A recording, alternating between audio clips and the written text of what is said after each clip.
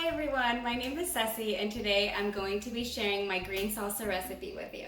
For this recipe, we're going to need 1 pound of tomatillos, which look like this, husked in the store.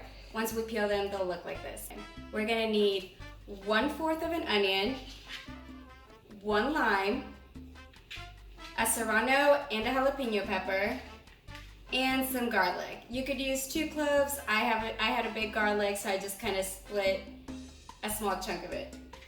You're also going to need 1/2 cup of chicken stock and as much as cilantro as you'd like. And of course, some salt. To start off, you're going to want to set your oven on broil to high. And we're going to put a few items to the side for now. That's going to be your onions and your lime right here. Okay, my oven is already set on broil. It's already heated up. So we're gonna start putting our ingredients. Go ahead and just put them in your pan. And you're gonna put all of these ingredients in your oven for 10 to 15 minutes. What should happen is they should start getting kind of dark brown. They're gonna look a little bit burnt, but that's okay. That's exactly what you want. Okay. And here we go. Notice that my rack is around 4 inches or so from the heat. That's as much distance as you want to have.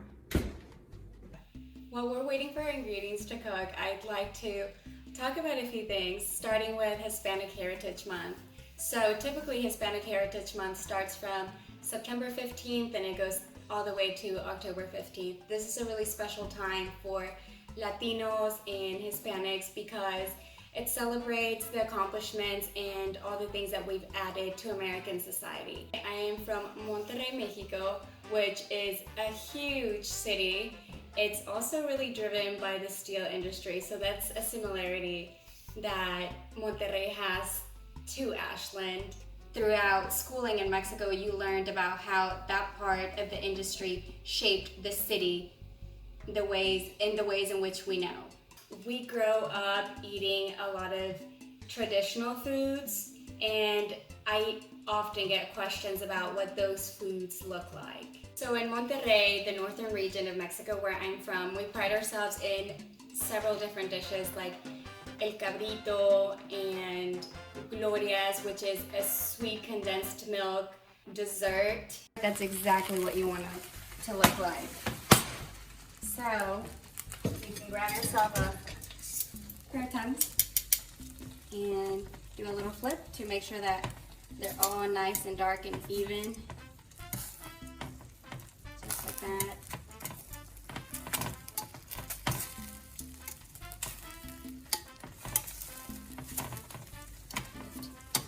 With your garlic too, and your peppers.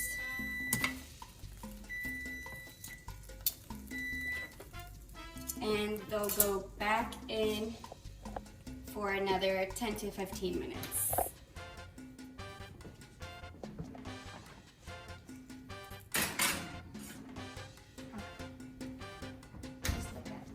Okay, so growing up in Texas, there is such a wonderful blend of the Mexican and American culture. And this was really the birth of Tex-Mex food. So now that I've been here in Ashland, I always get questions about what authentic Mexican food really looks like.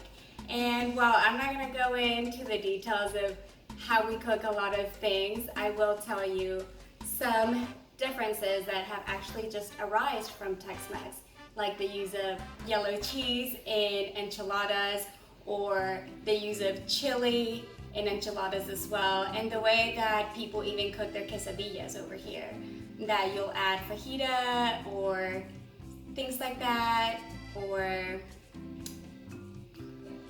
even the appearance of what we see as queso. In Mexico, you typically use queso fresco, especially in the northern part of Mexico where I'm from. We have some pride in the enchiladas we make, and each part of Mexico does their enchiladas differently. In Monterrey, we make enchiladas norteñas. What this looks like is a red tortilla, queso fresco, onion if you prefer, all wrapped up in one tortilla with a sauce, that's kind of like tomato based. So that compared to maybe the Tex-Mex version that has yellow cheese, maybe some sort of chili, and it's in a white corn tortilla. So there's a difference for you. Ever since moving to Ashland, I have found some really wonderful people along the way in a really tight-knit Hispanic community. These people work in the greatest restaurants around in town, like Tres Hermanos, La Finca, and a few other places you might not know. But they are all amazing cooks and have exposed me to different types of Mexican cuisine that I didn't even know about before coming here. We actually have a lot of people around here that are from Oaxaca, which is one of the greatest places in Mexico for gastronomy, ranging from their mole to a thing called tlayudas, which if you ever get a chance, try them, they're amazing. And though Oaxaca and Monterrey are in the same country, you could see major differences in the way that we cook foods or even some of the traditions that we have.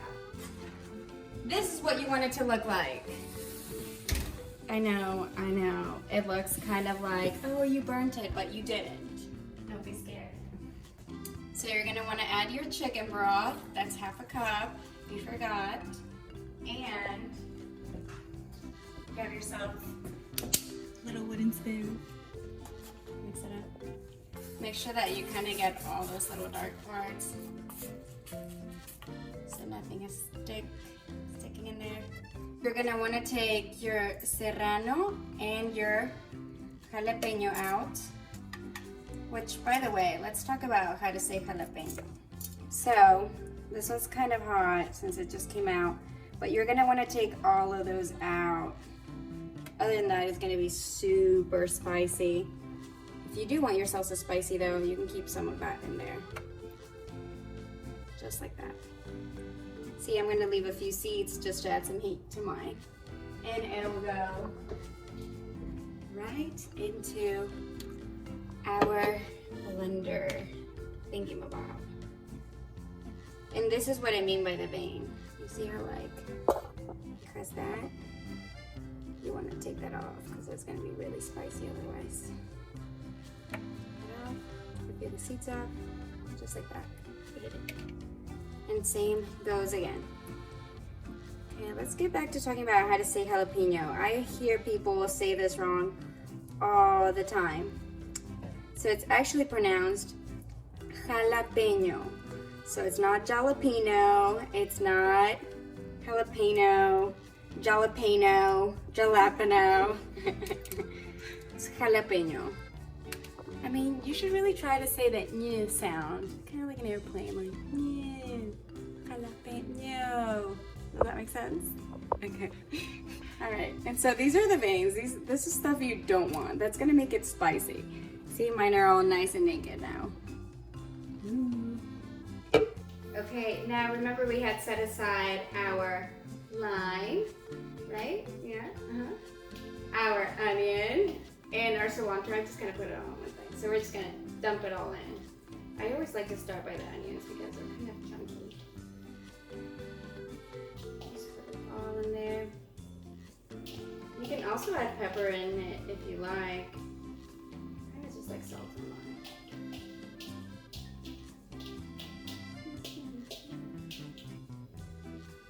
Squeeze.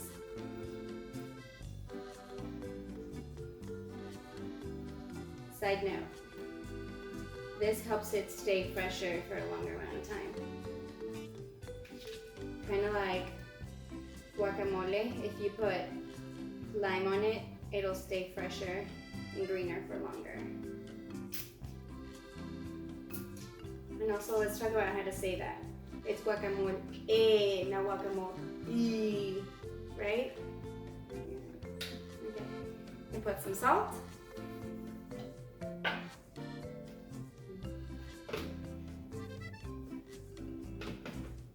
Oh, not working. There it goes.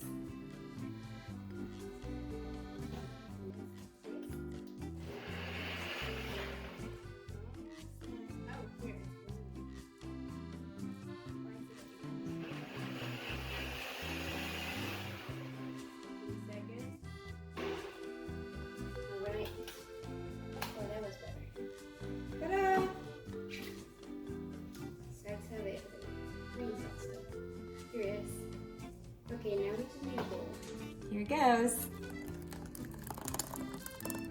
Boom. And this is how you make some salsa verde, green salsa. I hope you guys really enjoy this salsa verde and that you join us in celebrating Hispanic Heritage Month. Also, I want to say a special thank you to all the members of the Hispanic community. También quiero agradecerles a todos los miembros de la comunidad hispana aquí en Ashland por darme tan bonita bienvenida aquí al área y compartir sus comidas y su cultura conmigo. Gracias. This is not the Food Network. Hold on. Okay. Ready? Okay, let's try it.